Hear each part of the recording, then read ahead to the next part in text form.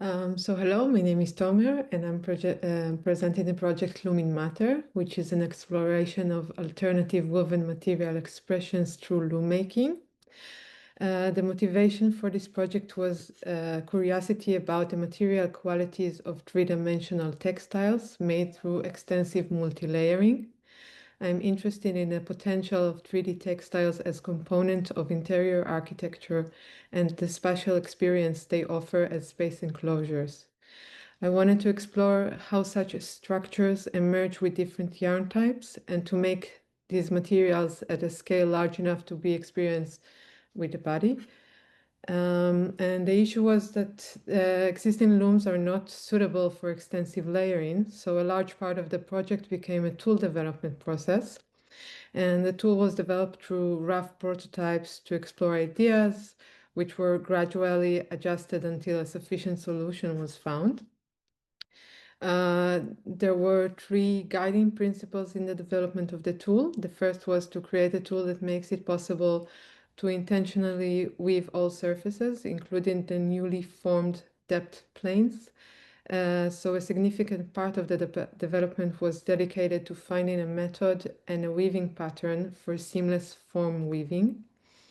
And the second important part was its simplicity, so that the tool would be accessible, easy to produce, adaptable, and suitable for a broad range of materials.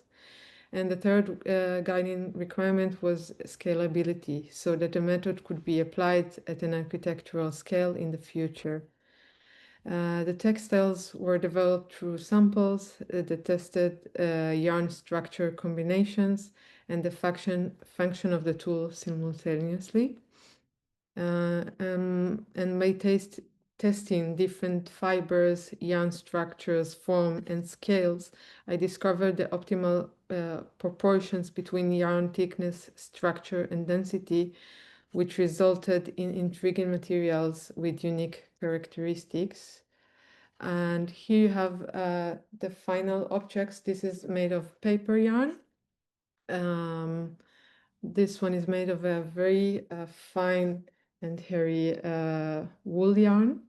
And this one is made of metal, which is steel and copper. And here we have the final ones with some earlier experiments with thick yarns.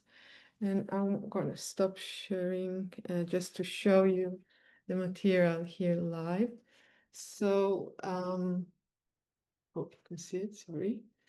Yeah. So that's the paper piece. As you can see, the smoothness of the yarn makes the yarn slide within the structure, so it compresses differently each time you position it differently. And then with this direction, it will compress less and expand less.